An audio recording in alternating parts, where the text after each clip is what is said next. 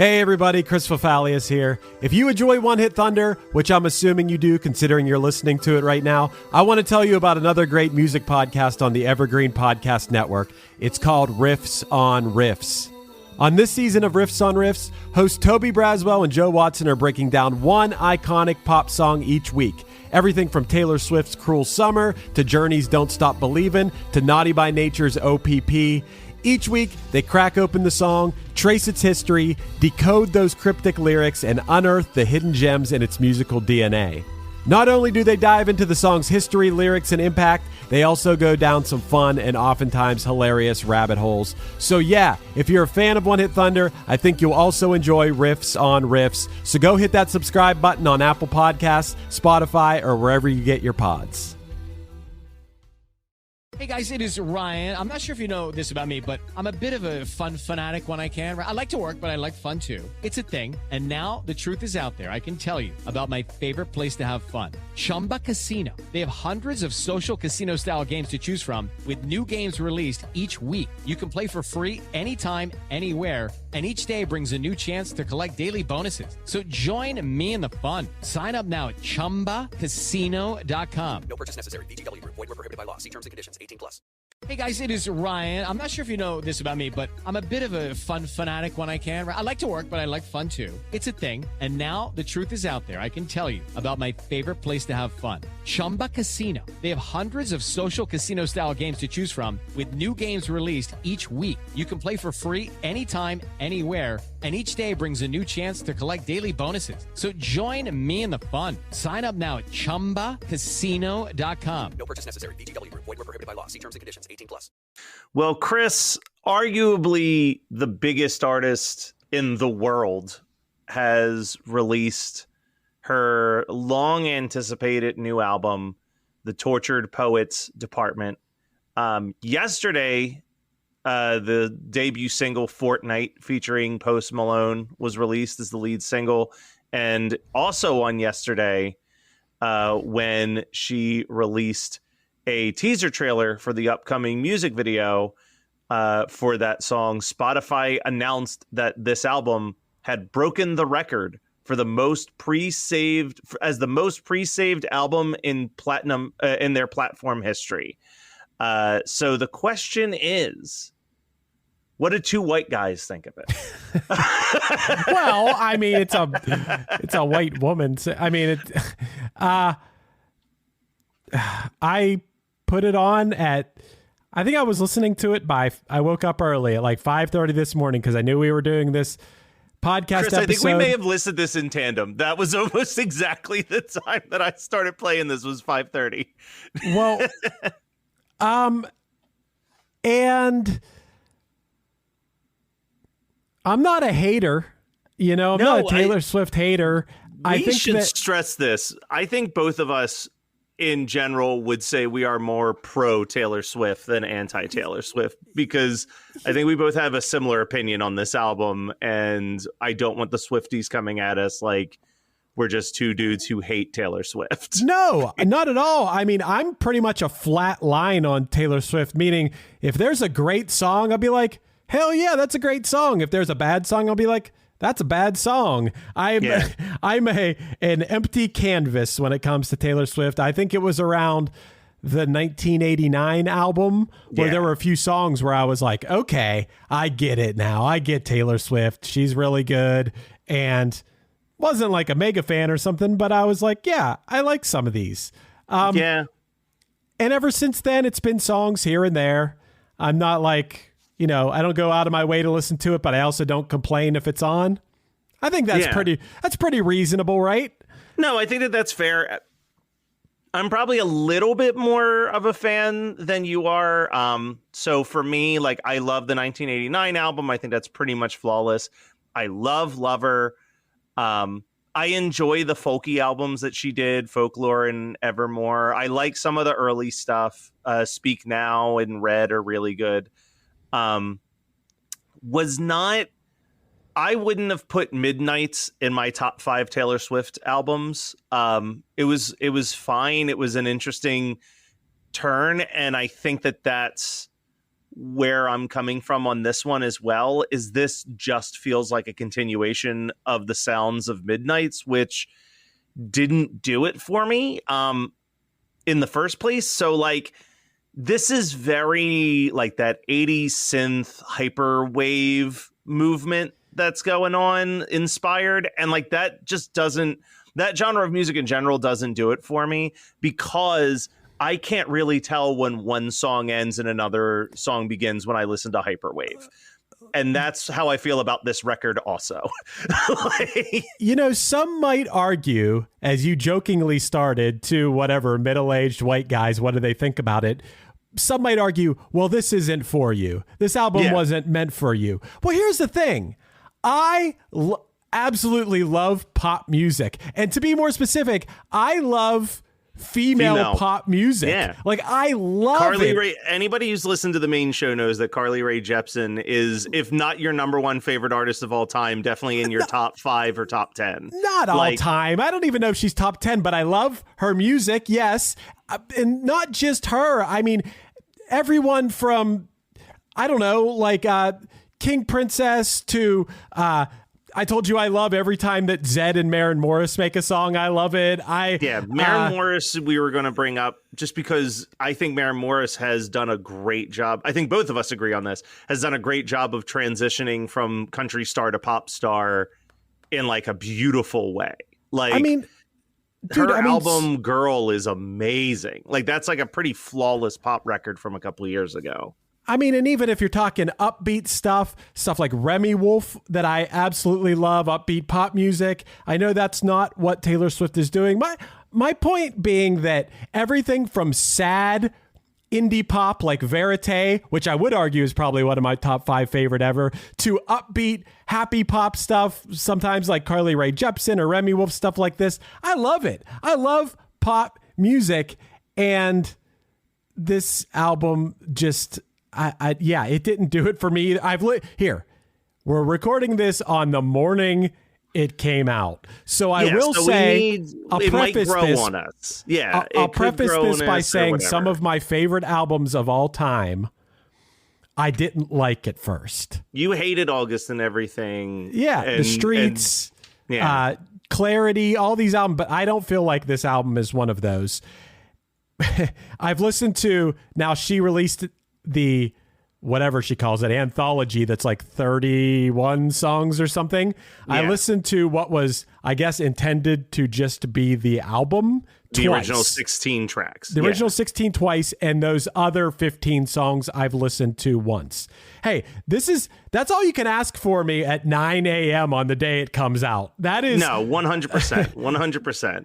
And I would have loved for us to record this on a slightly different day, but I'm going to a convention this weekend. So it was today or well after the time had passed to talk about this album. So. Instant reactions, and it's honest reactions. Yep. And my first honest reaction when I listened to this, it was painful for me at some parts how stuffed into the melodies and music the lyrics felt, which I guess the album is called Tortured Poets Department, and it felt like a lot of bad teen poetry stuffed into melodies that just felt awkward.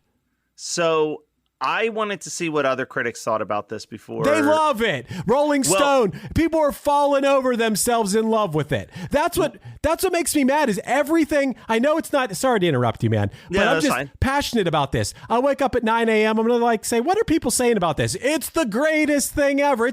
Can you actually dig in and be like, this is good, this is bad, everything's just like, this is the greatest thing ever, which I'm like, have you listened to any other music ever? So yes, as you said, universal acclaim, currently on Metacritic, it's looking at 90 out of 100 from the 8 critic scores it has so far. On the high end, like you said, Rolling Stone gave it 5 stars. And I am actually a big fan of Rob Sheffield. He's written some great books about music.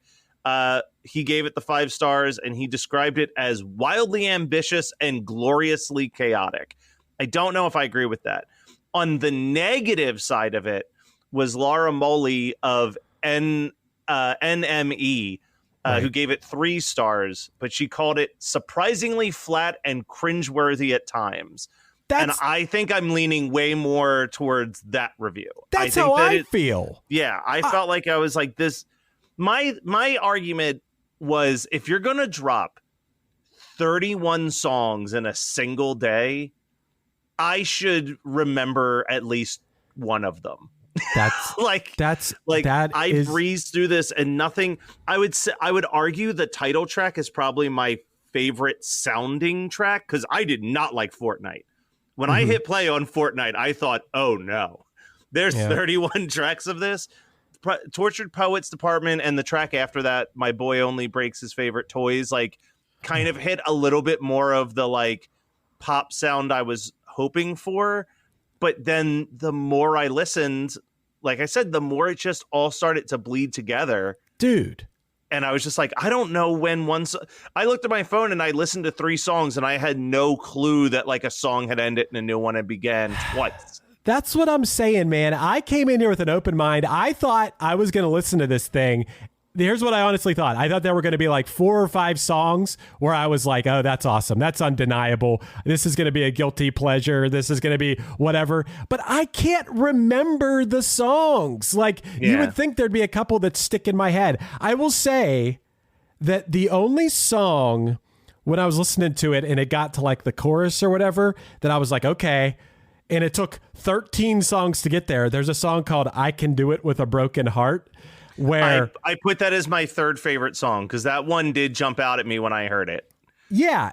And another thing about this that I'll look, she's the biggest artist in the world. She can do whatever she wants at this point. She doesn't have to release another album. She'll be the biggest artist just playing her back catalog. So she really can do whatever she wants. And if she wants to put all her feelings and emotions out there, I encourage that. I just don't know, how are people relating to this? It is so specific to like dating and breaking up with the guy from the 1975 and stuff like it's so specific. Who else out there is being like, oh yes, my boyfriend also brings his typewriter over and people really use typewriters these days. Like, nothing is relatable. I feel like there's a lot of, I'm a man, and there's a lot of female pop artists who can sing, and maybe it can even be abstract or specific to them, but I can still relate to it. When I'm listening to these songs, I'm like,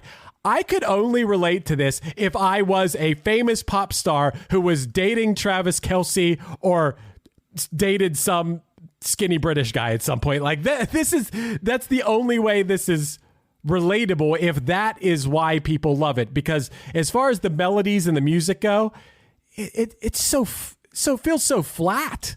Well, and I think that this is the problem with all fandoms, right? This is going to sound like I'm coming at Swifties, and I'm not. This is the same with Juggalos. It's the same with like it's the same with any, like, Swifties and Juggalos hand in hand. But like anyone who's like a diehard fan of an artist, is that you do get these, like, you get these blinders where you cannot, anything that artist puts out is amazing and great and perfect. And I think that people become such a fan that they both kind of lose the ability to be critical of a piece of art from that person. And they also like will, because they've obsessed over that person and learned so much about that person's back history, that they'll like try to explain and justify the lyrics because like they've been following the T Swift story. And I mean, I've said this about movies, and I'm going to say the same thing about Taylor Swift. Like, I'm starting to dip out of Marvel stuff because I don't like the fact that there's so much homework to enjoy a Marvel stuff. Like, I shouldn't have to know the entire life history of what Taylor Swift has been up to appreciate a Taylor Swift album. Is that what is going on with people who are Taylor Swift mega fans? Is it that they want to know about Taylor's life and what she's feeling and what's going on, that when they listen to her new album, it's like opening a book and reading the lyrics and being like, oh, now we know what's going. Is that what it is? That this is I like? think it might be. So, have you ever listened to the NPR podcast Dissect? I have not. Okay, so my girlfriend Barb just had me listen to a season of it. So what they do is they pick one album and track by track, they like meticulously dissect that song and try to like help you better understand the album. And it mostly focuses on hip hop. And my girlfriend's favorite album is Because the Internet by Childish Gambino. So I'm Great listening album. to which I'm liking it now as I'm like understanding it more. I thought it was a very good Childish Gambino album, but like it wasn't like, but I didn't understand that you had to like read a script while listening to it. And like I didn't do that and I loved it. Yeah. So that's what this dissect thing is about is Donald Glover in like, they just pull like interview clips. They're not like sitting in the studio talking to him, but he keeps saying that like in this modern day of music, it's not enough to put out a good song. It has to be this full blown immersive experience for the audience. Because otherwise just a good song, they're just going to pass right by it. So when he released Because the Internet, it came with a script that you would download from his website that would you would read the script and then it would say, now play this track. Mm-hmm. And you would like understand the mindset of the main character that whole album is told from the perspective of. And it's interesting. I think that Taylor Swift has like, not to that level, but has latched on to that same thing where being a Taylor Swift fan, I think barely means that you care about the music of Taylor Swift. You care about the entire immersive experience of being a Taylor Swift fan. And that involves following her on social media, knowing what she's doing in her dating life, like the fact that she can do a tour called the Eras Tour, where she's going to play songs from every single album that she's ever released, and that she encourages audience members to cosplay as their favorite era of Taylor Swift, and that these fans are so ingrained in that you can show up in an outfit and people immediately know which album that outfit represents. Like, you couldn't do that with Punchline. You couldn't be like, this is the Punchline Eras Tour, dress as your favorite Punchline album. Like, no one would be able to tell one album. It's a whole different thing, and I would never compare my band to what Taylor Swift is doing. But what I'm saying is it's so much more than just music. You don't think people could have done that with Madonna? Madonna, yes. Of course. But the songs, it was always the songs stood on their own. And I do think that like up until recently, Taylor Swift did have songs that stood out on their own as songs. I'm not a person who's diving deep into the backstory and love life of Taylor Swift, minus the surface level stuff that everybody knows. But a song like Style or Shake It Off or whatever, these are undeniable hits. And look, I don't think she has to make every song a hit. I think you can make personal, weird music. But if Rob Sheffield called this album chaotic, I think that's so wrong. It's the opposite of chaotic. It is like boring. I found it. I just wanted to look this up, because this is her 11th album. So by comparison, I was like, what was Madonna's 11th album? Now that you've brought Madonna into it. Madonna's 11th album was 2008's Hard Candy, which is an album that I think we've all agreed to not remember existed. Yeah. Featuring production and collaboration from Justin Timberlake, the Neptunes, and Timbaland as like a hip hop dance. Like, so I don't know. Like, that has nothing to do with your argument. I just became curious of like, what was Madonna up to by 11 albums? Yeah. I think here's what I'm going to say. At this point in time, before we hit play on this record, the only thing we had heard off of it was Fortnite. And I thought that was bad. A lot of the things that we're saying, I also felt when I listened to Midnights. Like, immediately I listened to that the day it came out, and I thought, okay, there's nothing memorable on this. It all bleeds together. Then, like, Anti-Hero became, like, this massive earworm song. So I am curious, because you know that whatever songs she puts out as singles are going to be inescapable to you, me, and the rest of the world. Yeah. I'm curious of these 31 songs, like which ones do we, even 2 months from now, feel like I can't escape this damn song. It's everywhere and it's stuck in my head. Is it going to be Florida, the song with Florence and the Machine? I did write that down as a noteworthy song for sure for us to mention. I mean, I guess why I said none of that one's kind of memorable. I don't really like it, but at least it's memorable off after first listen. And hey, that's a pretty good point about Madonna. Madonna absolutely sucked by her 11th album. And Taylor Swift has taken some swings, taken some chances. And also, hey, if this is what you want to make, if you want to make something that's extremely personal to you and she could do whatever she wants. It's not, she doesn't have to care what I think about it at all. But I'm just saying, as someone who went into this today thinking I was going to like it and be like, oh, this is undeniable, I really didn't. And Matt, I also thought, how amazing would it be instead of Post Malone on that first song? What if it would have been Violent J? What if my God, hell yeah. Could you imagine? This is the collab we need in this world, is the ICP T Swift, the ICT. ICT. Wow, could you imagine? The Insane Clown Tyler. Yeah. Do we have any other closing thoughts on this? Because I mean, like I said, I'm still open-minded to the idea that this album could grow on me, but similar to Midnight's, I don't think that like I said the same thing when we did the Grammys episode. Like, Midnight's to me is not the album of the year, or like the album worthy of album of the year when it won that. Like, I thought that was such a mediocre Taylor Swift release, but everybody else loves it. And I think that that's the case with this one too. And like, who am I really? Like, I'm about to jump in my car and drive to a convention, and I'm going to be listening to fucking like a Disney CD and probably like a bunch of Christian ska music. So like, take every piece of my opinion with the tiniest grain of salt. But like, I am curious to see 2 months from now, 3 months from now, when these songs are everywhere and used in like commercials and are playing in grocery stores, do I go, okay, fine, the song is kind of good. You know what I mean? Like, I think the problem, I don't think people are making albums the way that I like albums being made anymore, which is to say that like, I like a good concept album, or I like that you sat down and these were the like 10, 12, or 13 best songs that you had written, right? Mm-hmm.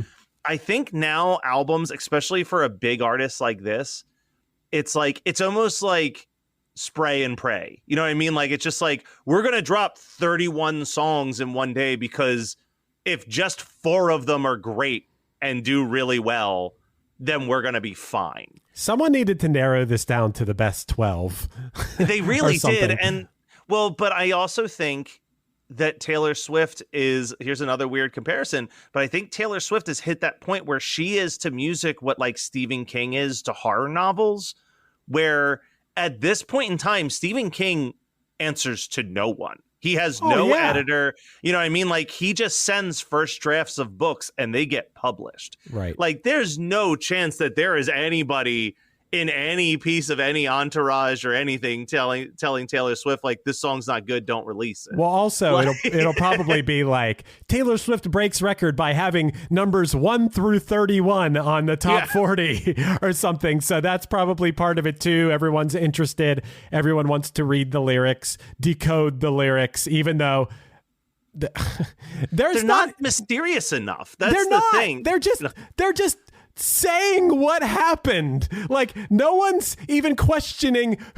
what song is about or anything. There's no air of mystery. It's just all, here's what happened. You know, she might as well have written a blog. One day she's going to release a book and we're going to buy it, and it's just going to be the lyrics to her last 4 albums as chapters. Right. It's like, oh yeah, no, this is the story. We knew the story already. Yeah. That being said, do what you want. When you are this huge and you are this powerful and famous, do whatever you want. But part of it is maybe 2 guys on a podcast the morning it comes out are talking about it. You created this conversation, and that's a good thing. I like talking about music and stuff like this. It's a fun conversation piece. And for that, I give Taylor Swift credit, and for being, as we've said many times, a pretty cool person who's released a lot of great music and made a lot of people happy. I just don't think this is her best effort, in my opinion. No, and I agree with you on that. And again, I'm sure that there are... Chris, this bonus episode might do exactly what we hope it does, but it also might be a lot of angry Swiftie 1-star reviews coming. Oh, no. But I can't stress enough that we are not Tay haters. We both, I actually genuinely think, in a world where I believe that there are no good billionaires, I feel like she's the one that's trying the hardest to be an example of a good billionaire. And I hope that more people kind of attempt to follow in that model if they find themselves blessed enough to be making that much money, to just tip every person you see a couple $1,000s as you're leaving. You know what I mean? It's well, she does insanely nice things. And I do think that she gives a shit about her fans. I don't think that even as big as she's become, she's lost, she's lost that. You know what I mean? There are those pop stars. Ellen. She didn't pull an Ellen. Exactly. I think that, and she's going to be fine. If she hears this episode, she'll cry a little bit, and then she'll get over the fact that the guys at One Hit Thunder didn't like her new album. guys are a One Hit Wonder podcast. They're talking about her album. That's how big she is. People that make a One Hit Wonder podcast are talking about it. But I would encourage anyone out there who, if you're a giant Taylor Swift fan, you might relate and think the songs are better by someone who isn't a billionaire and still is feeling the struggle. I know we all feel Taylor Swift struggle, but she has, I don't see how she could have any worries in life ever. Exactly. I don't know. All right. Well, real quick, whenever we do these bonus episodes, the one big benefit of them is that they are probably the most timely recordings we ever do. So if you're listening to this the day it came out and you happen to live near Gettysburg, I'm at the Creature Feature Weekend convention right now. So come and say hi. I'm moderating 3 events there, so that should be fun. And Chris, not only, I think last time we did one of these, you were talking about the pre-sale tickets for Spilled Canvas is up, but you've also announced kind of the show that everybody was waiting for, which was when the Action Anniversary Pittsburgh show is happening. When are those tickets up for pre-sale? They are up for sale today, the day this episode comes out. And the show is until November 30th. But hey, if you like my band, it should be our biggest show ever. So pretty fun thing to look forward to. Maybe by November 30th, Matt and I will be talking backstage saying, man, remember when we said that Taylor Swift album wasn't that good? And it might be our favorite album ever made by then. Yeah. And Who knows? Never know. Who knows? By now, I'm sure you've at least heard about Factor, but if you haven't tried it yet, let me tell you as a guy who loves it, now is the time. Enjoy stress-free dining this spring with Factor's chef-crafted, dietitian-approved meals that are ready in just 2 minutes. With 35 weekly options like Calorie Smart, Keto, Protein Plus, or Vegan and Veggie, plus over 60 add-ons, you'll stay fueled and feel fantastic all day long. Don't wait. Fuel up for your spring goals today with Factor. Factor offers you chef-prepared meals ready in just 2 minutes so you can spend more time doing what you love this spring. Indulge in gourmet options like filet mignon, shrimp, and fresh veggies without the hassle of prep or cleanup. Customize your weekly meals to fit your schedule perfectly and enjoy the convenience of Factor's no-fuss, no-mess approach. Plus, you can celebrate Earth Day all month long with Factor's low carbon footprint options. Factor is your go-to solution for fast, premium meals, eliminating the need for cooking and empowering you to savor every moment. So head to factormeals.com/1hit50 and use the code 1hit50 to get 50% off your first box plus 20% off your next box. That's code 1hit50, the words one hit and the number 50, at factormeals.com/1hit50 to get 50% off your first box plus 20% off your next box while your subscription is active. With Lucky Land Slots, you can get lucky just about anywhere. Dearly beloved, we are gathered here today to... Has anyone seen the bride and groom? Sorry, we're here. We were getting lucky in the limo and we lost track of time. No, Lucky Land Casino, with cash prizes that add up quicker than a guest registry. In that case, I pronounce you lucky. Play for free at LuckyLandSlots.com. Daily bonuses are waiting. No purchase necessary. Void where prohibited by law. 18+. Terms and conditions apply. See website for details. Hey, what's up? My name's Lurk, and I'm the host of Lamb Goat's Van Flip podcast. Every week, I have in-depth conversations with bands from all over the scene, big and small. We also like to keep our finger on the pulse and showcase up-and-coming bands on the show as well. So come check out Lamb Goat's Van Flip podcast.